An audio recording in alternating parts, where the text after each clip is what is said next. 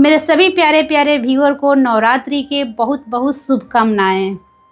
तो चलिए आज मैं आपके साथ शेयर करूंगी एकदम दानेदार, मुंह में जाते ही घुल जाने वाली मिठाई की रेसिपी, जिसे आप व्रत में भी बनाकर खा सकते हैं, बिना व्रत के भी खा सकते हैं। और इसे हम बिना घी के, बिना साबूदाने, बिना बेसन, बिना सूजी बनाकर तैयार करेंगे। और इस मिठाई को बनाने के लिए एक एक टिप्स और ट्रिक आपको बताऊंगी, जिससे आपका मिठाई ना बिल्कुल परफेक्ट बनकर तैयार होगा।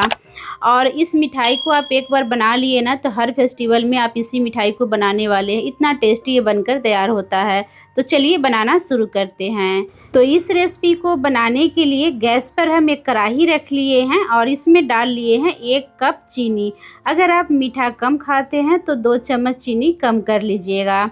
और अब इस चीनी को इस कढ़ाई में डाल दिए हैं और इसे हम कढ़ाई में फैलाकर छोड़ देंगे, क्योंकि चीनी को यहाँ पर हमें कैरमलाइज करना है। तो इसमें पानी या दूध कुछ भी नहीं डालना है। इसको इसी तरह से थोड़ी देर के लिए फैलाकर छोड़ देना है। इसे चलाना भी नहीं है।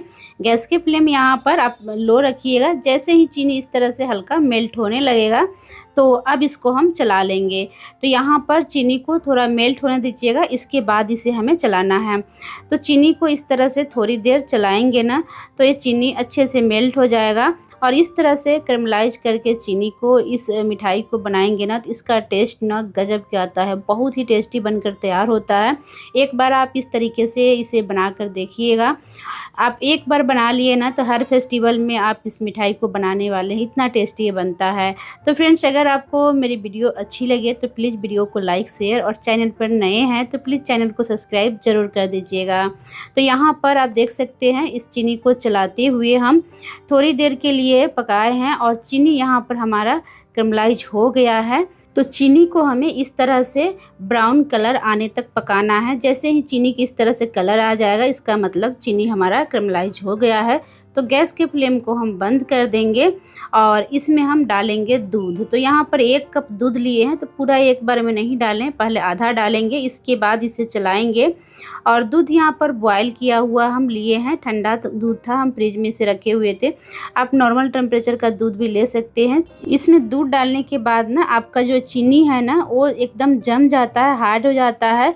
तो यहाँ पर आप घबराइएगा नहीं, क्योंकि इस तरह से ही ये मिठाई बनता है। तो अब जो बाकी दूध था ना, वो भी डाल दिए हैं। तो पूरा 1 कप इसमें दूध डाल दिए हैं। और दूध डालने के बाद अब हम गैस के फ्लेम को ऑन कर दिए हैं और गैस के फ्लेम यहाँ पर मीडियम कर देंगे। और इसे इस तरह से चलाएंगे ना, तो थोड़ी ही देर में ये चीनी मेल्ट हो जाएगा। 1.5 से 2 मिनट लगेगा और ये चीनी मेल्ट हो जाएगा। तो गैस के फ्लेम यहाँ पर मीडियम ही रखिएगा। और थोड़ी ही देर में आप देख सकते हैं चीनी यहाँ पर मेल्ट हो गया है और दूध भी हमारा ठीक हो गया है। आपको मैं उठाकर दिखाती हूँ, आप देख सकते हैं ये स्पून को, यानी कि इस स्पैचुला को कोट कर रहा है, आप देख सकते हैं। तो इस तरह से जब ये अच्छे से मिक्स हो जाएगा, तो गैस के फ्लेम फिर से यहाँ पर हम बंद कर देंगे। और अब यहाँ पर हम ले लिए हैं आधा कप मिल्क पाउडर। तो यहाँ पर आप ध्यान रखिएगा माप को, 1 कप चीनी और 1 कप हम दूध लिए हैं, इसके लिए हम आधा कप मिल्क पाउडर इसमें डाले हैं। मिल्क पाउडर आप किसी भी ब्रांड के ले सकते हैं। आपको इजीली ये मिल्क पाउडर किसी भी ग्रोसरी शॉप में, मार्केट में या मॉल में मिल जाएगा। तो अब हम इस मिल्क पाउडर को डालने के बाद यहाँ पर इस तरह से अच्छे से इसको फेंट लेंगे, ताकि इसमें ना कोई भी लम्स नहीं रहना चाहिए। इसलिए इसको अच्छे से मिक्स कर लीजिएगा इस तरह से। गैस के फ्लेम यहाँ पर अभी हम बंद रखे हैं और इसे हम फेंट लिए हैं। इसे फेंटने के बाद अब हम गैस के फ्लेम को ऑन कर दिए हैं और गैस के फ्लेम यहाँ पर लो रखे हैं। इसको हम एक बार चला लेंगे इस तरह से। इसके बाद अब हम इसको लो फ्लेम पर अच्छे से गर्म होने देंगे, यानी कि पकने देंगे।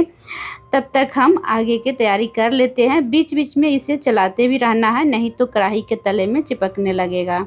और अब यहाँ पर हम ले लिए हैं 300 ग्राम पनीर। तो ये हम मार्केट वाले पनीर लिए हैं। आप चाहे तो घर पर भी पनीर बनाकर तैयार कर सकते हैं, या कभी कभी क्या होता है ना, दूध फट जाता है, तो उससे भी आप इस मिठाई को बनाकर तैयार कर सकते हैं। तो यहाँ पर अब हम इस पनीर को ग्रेट कर लेंगे।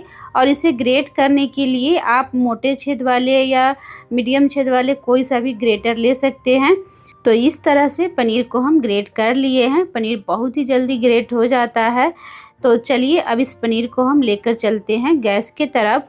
और इस मिठाई को ना इस तरह से आप पनीर से बनाएंगे ना, खाने में यकीन मानिए बहुत ही टेस्टी ये बनकर तैयार होता है।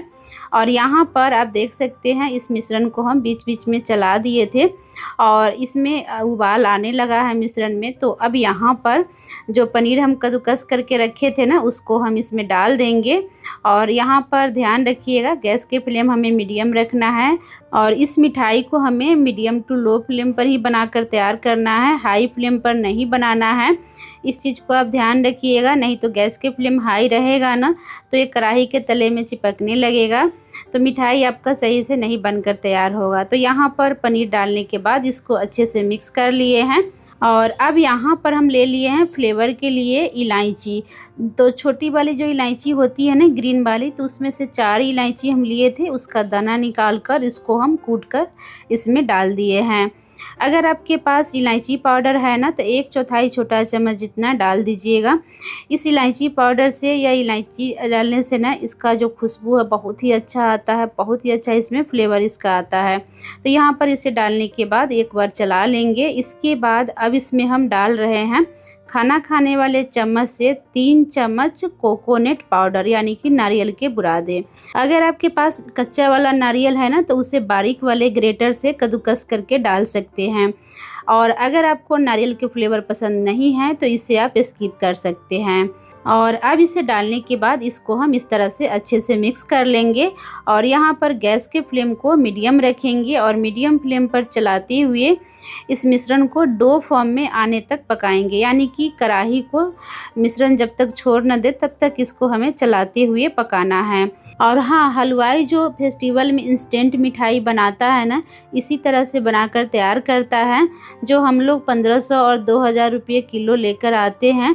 लेकिन उस मिठाई को ना 15 दिन 20 दिन पहले बनाकर तैयार करके फ्रिज में रखता है, जिसे हम लोग लेकर आते हैं और खाने पर कभी कभी तबीयत भी ख़राब हो जाता है। तो हम तो कहेंगे फेस्टिवल में ना इस मिठाई को आप इस तरह से घर पर ही बनाकर तैयार कीजिए। एकदम शुद्ध और साफ़ तरीके से इसे बनाएंगे घर पर, और इससे आपका हेल्थ भी अच्छा रहेगा। तो यहाँ पर इस मिठाई को चलाते हुए हम इसे मीडियम फ्लेम पर पकाए हैं और एक कढ़ाई को छोड़ दिया है, यानी कि डो फॉर्म में आ चुका है।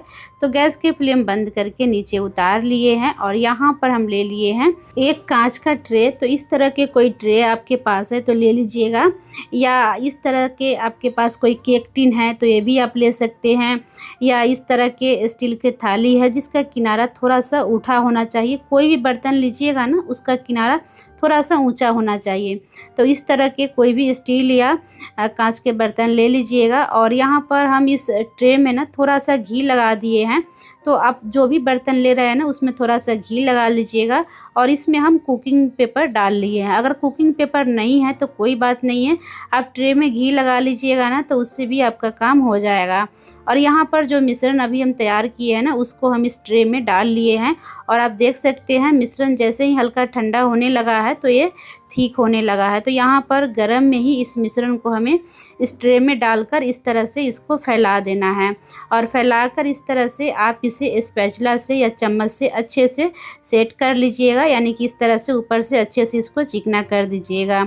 और इसके बाद अब इसको हम ठंडा होने देंगे ताकि ये अच्छे से सेट हो जाएगा। अगर आपको जल्दी है ना तो आप फ्रिज में रख दीजिएगा तो 15 मिनट में ठंडा हो जाएगा। तो यहाँ पर इसको हम इसी तरह से आधे घंटे के लिए छोड़ दिए थे, अच्छे से ठंडा हो गया है। तो अब इसको ट्रे में से निकाल कर किसी प्लेट के ऊपर या चकले के ऊपर रखेंगे और इसको इस तरह से इसके पेपर को हम हटा लेंगे। अगर आप बिना पेपर के ट्रे में अगर सेट कर रहे हैं ना तो ट्रे के ऊपर एक प्लेट रखिएगा और इस तरह से ट्रे को पलट लीजिएगा तो प्लेट में इजीली वो निकल जाएगा। इसके बाद इसको हम कट कर लेंगे। तो यहाँ पर आप अपने मनपसंद अकॉर्डिंग इसे कट कर सकते हैं, ट्रायंगल रेक्टेंगल किसी भी शेप में।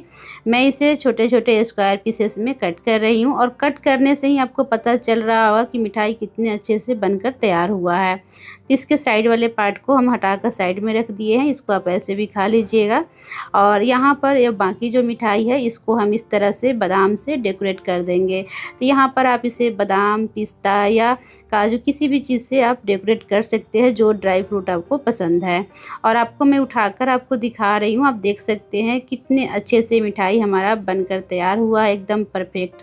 और यहाँ पर थोड़ा सा इस तरह से आप चाहे तो गुलाब के पंखुड़ी भी इसके ऊपर डाल दीजिएगा। तो फ्रेंड्स, अगर आपको मेरी मिठाई की रेसिपी अच्छी लगी हो तो प्लीज़ वीडियो को लाइक शेयर और चैनल पर नए हैं तो प्लीज़ चैनल को सब्सक्राइब ज़रूर कर दीजिएगा। जय माता दी।